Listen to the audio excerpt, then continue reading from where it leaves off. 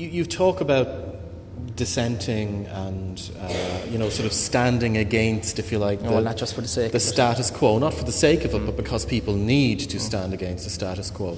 Let's just, I don't want to dwell too much on it because there's been so much talk about it in the press and the media and everything else, but we've just been through a fairly traumatic period in Ireland with the IMF, the breakdown of the banks, more information about it is coming out as we speak. We've had a horrible budget which has affected absolutely everybody. Could you maybe sum up for me where you think our society is at the moment? Well, what I would say to start is that this has all happened before. It's not a uniquely Irish thing. If you want to understand where we are and why it's not unique, you can read it. There's a very good book published this year called This Time is Different by Reinhardt and Rogoff, two excellent economics professors, American professors, and it actually goes through the centuries on all of these crises, national crises, and why they happened and how long it took for countries to come out of it and so on. And then there's piles of other stuff you can read as well, so it's not unique. So this idea that suddenly we're kind of a mad country that went crazy during the Celtic period, that's all true. But to say that it's unique is untrue. It's human behaviour. And one of the interesting things, which is this is tricky territory to talk about because there's the science of getting out of this, and then there's the politics, right?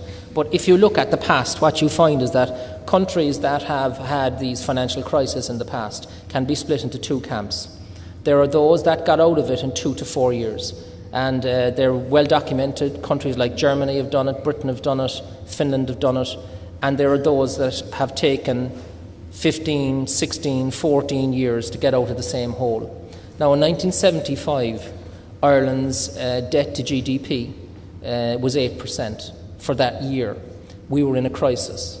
And it took us 12 years to get from an 8% debt to GDP problem to zero. 12 years, in other words, to 1987. Spain and Austria made the same mistakes. And you would say, well, what was the difference between the countries that got out of it in 2 to 4 years and those that spent decades in the problem? And it actually comes down to leadership. And it comes down to whether you put the emphasis on cutting spending or you put the emphasis on increasing taxes. Because it was quite clear from the analysis that countries that had attempted to increase taxes basically spent years and years and years in the problem. And those that had cut spending, which is a difficult thing to do because it means very difficult decisions have to be made, were out of their problem very quickly. And the reason that happens is that when you lessen the load on the wealth creation side of the economy, the private sector, when you lessen it, you get, so there's less wealth transfers going from one to the other, you get a lift and you get an income effect. In other words, people come out, start spending again. There's an awful lot of cash in Ireland, an awful lot in the black market now, which is growing at a rate of knots. There's no shortage of cash. There's a shortage of confidence in which way we're going to tackle this problem. Are we going to increase taxes? If we think we are, people hoard money and they don't spend it. Now, what happened then in the Irish case in 1987 was that the Irish debt to GDP in 1987, which we forget, had gone to 123%. Our borrowing, compared to German bonds, was 7% more expensive than Germany in 1987. Our unemployment had gone from 7 to 17%.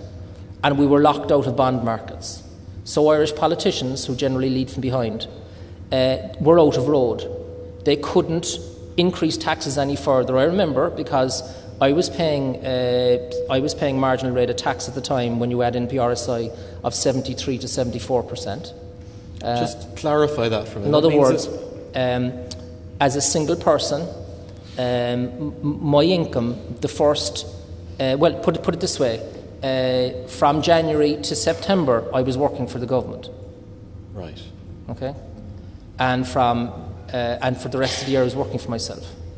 And I was in the PAYE sector, whereas a lot of people in the self-employed area and farmers were getting away with murder. They weren't paying tax at all. So we were out of Ireland was out of road. And for 2 years, there was no choice. It was cut, and cut. And 2 years later, the average rate of economic growth in Ireland had jumped from 1.5% to 5.5%. Unemployment had started to come down. The Celtic Tiger started, and our debt to GDP fell to less than 100%, and off we went. So Ireland found the formula by default. Now this time around, despite the rhetoric about cutting spending, what the government have done is the soft option again of increasing taxes. And when you increase taxes, people hoard money. When you tell people we're not increasing taxes anymore, they start spending money again. Now, if you're going to tell, as we're doing, we're telling the population there's going to be a property tax, there's going to be further carbon taxes, there's going to be potential increases in income tax. The left side of politics wants to say anybody earning more than a certain sum is going to have the super rate of tax. People stop spending money, and the economy can't grow. So what happens when you take a helicopter view of things, in my view, is that economies generally take off and boom when that medicine is applied, and it's typically applied by middle, not right wing, but kind of middle centre, maybe centre right governments. Right, when they go too far to the right, they become corrupt. Business people take over, and the country is run by its corporations, and there's examples of that around the world. When they go too far left, what happens is that the left come in.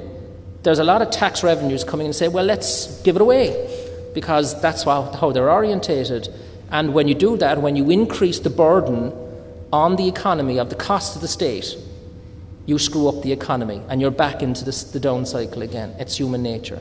And I think that the danger now in the next election is that we'll end up with a kind of a middle balance, Tweedledee, Tweedledum coalition, which is going to compromise and take the wrong road. The easy political road is tax increases. The actual road that needs to be taken is to cut spending, in other words, to reduce the state as a percentage of the economy. And when that happens, it flourishes.